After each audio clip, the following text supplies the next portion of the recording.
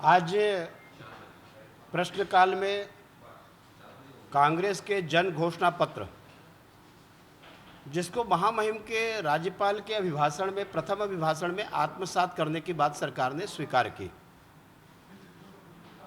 और उसके बाद में मैंने प्रश्न पूछा कि कितना पूरा हुआ, क्योंकि मुख्यमंत्री जी बार बार बोल रहे हैं 25, पीसीसी मोहन मरकाम ने कहा 24, और जो घोषणा पत्र समिति के अध्यक्ष रहे टीएस बाबा ने कहा 13, और आज इनका जवाब आया 14। मुख्यमंत्री जी जब एक एक करके गिना रहे थे तो मैं उनको सुन रहा था, और मैंने गिना, वो 7 में आकर के अटक गए। 7 के बाद में आगे नहीं बढ़ पाए। दूसरा, उसके साथ में उन्होंने 250 और उसके साथ में सम्मिलित किया है। मंडी शुल्क को हटाने का उसमें दिया गया है, सामुदायिक खेती किसानों से कराने का उसमें दिया गया है कि 10 हेक्टेयर से 100 हेक्टेयर के बीच में सामुदायिक खेती की जाए, जिससे किसानों को फायदा मिलेगा। केंद्रीय जो कानून आया उसका इन लोगों ने विरोध किया और अपने घोषणा पत्र में इसको खुद के डाल के रखे सामुदायिक खेती। मंडी शुल्क के बारे में खुद इन्होंने अपने उसमें लिखा है कि मंडी शुल्क हटाए, समाप्त किया जाएगा, और केंद्र ने तो यह भी नहीं कहा मंडी शुल्क समाप्त किया जाएगा, उसका विरोध किया जा रहा है। यह कैसी सरकार चल रही दुमुहे नीति में कि अपने घोषणा पत्र में डालने के बाद में उसको आज बताने की स्थिति में नहीं है। जनता से उन्होंने वादा किया, उसका वादा खिलाफी किया, और पूरे घोषणा पत्र पे इस सरकार में ही भ्रम की स्थिति है। ना मुख्यमंत्री उसको पढ़े हैं, ना पीसीसी अध्यक्ष उसको पढ़े हैं, और अपने अपने तरीका से अलग अलग उसको बोल रहे हैं। वास्तविक में इन्होंने जनता को धोखा देने का काम किया है। केवल वोट लेना और राजनीति करना इनके कांग्रेस की कार्यशैली है, और सरकार में आने के बाद में जनता को धोखा देना। इसीलिए आज मैंने प्रश्न लगाया था, लेकिन मुख्यमंत्री जी अंत तक नहीं बता सके। भाषण देते रहे, लेकिन कितने घोषणाएं अमल हुआ और बाकी कब तक किया जाएगा वो भी नहीं बता सके, और इसलिए उनके जवाब से असंतुष्ट होकर के हम लोगों ने बहिर्गमन किया।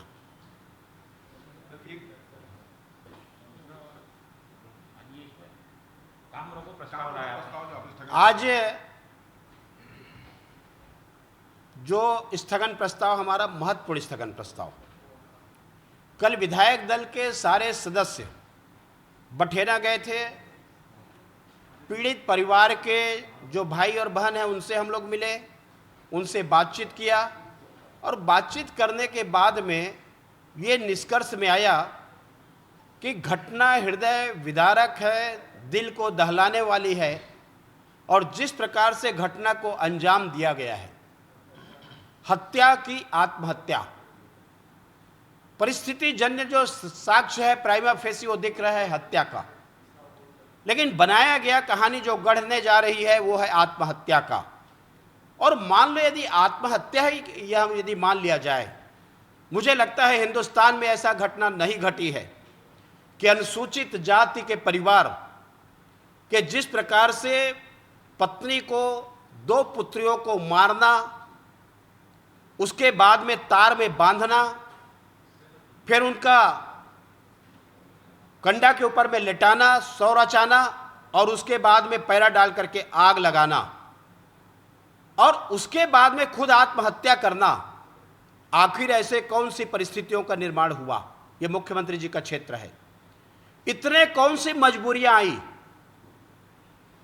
इतने क्या उनके स्थिति बनी कि उनको आत्महत्या के लिए जो घटना है प्रेरित किया? आखिर उसके पीछे कौन है, जवाबदार कौन है, जो इतने उनको दहशत में लाया गया और दहशत में ला करके उनको मजबूर किया गया? इसलिए केवल ये आत्महत्या का केस नहीं है, इसके पीछे मुझे लगता है कि सोची समझी रणनीति के तहत हत्या मौत के घाट में उतारे गए हैं।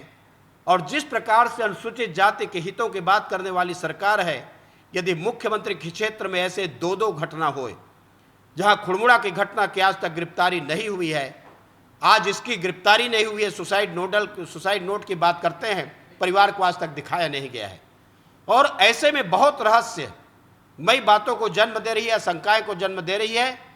हम लोगों ने इस पे स्थगन प्रस्ताव दिया, चर्चा कराई जाए। यदि ऐसे परिवार जहां मुख्यमंत्री के क्षेत्र में आत्महत्या हत्या हो, यदि उसमें चर्चा नहीं कराएगी तो मुझे नहीं लगता कि इससे कोई बड़ा विषय, महत्वपूर्ण विषय इस छत्तीसगढ़ के लिए हो जिस पे चर्चा कराई जाए। आखिर ये सरकार भागना क्यों चाहती है? ये सरकार जवाब देना क्यों नहीं चाहती है? इसको तो ग्राह्य करके चर्चा करानी चाहिए, दोनों पक्ष को अपनी बात रखनी चाहिए। और चर्चा इसलिए करानी चाहिए कि आने वाले समय में छत्तीसगढ़ में ऐसी घटना की पुनरावृत्ति ना हो, घटना को रोका जा सके। जिस प्रकार से यहां पर टेरर फैलाई जा रही है, चाहे भूमाफियाओं के द्वारा हो या सूदखोरों के द्वारा हो या जिस प्रकार से अपराधियों के द्वारा हो, यदि उनके तह तक नहीं पहुंचेंगे तो ऐसे घटनाएं होती रहेगी। जो छत्तीसगढ़ को कलंक का टीका लगाने वाले घटनाएं हैं, पूरे देश में छत्तीसगढ़ शर्मसार हो रही है और ऐसी घटना के ऊपर चर्चा कर रहे हैं तो इस पे सरकार भाग रही है। आप सरकार की स्थिति समझ सकते हैं। आज इसको लेकर के प्रतिपक्ष बेल में गए, सारे सदस्यों को निलंबित किया गया, बहाल किया गया, लेकिन हम लोग अड़े रहे फिर चर्चा कराई जाए।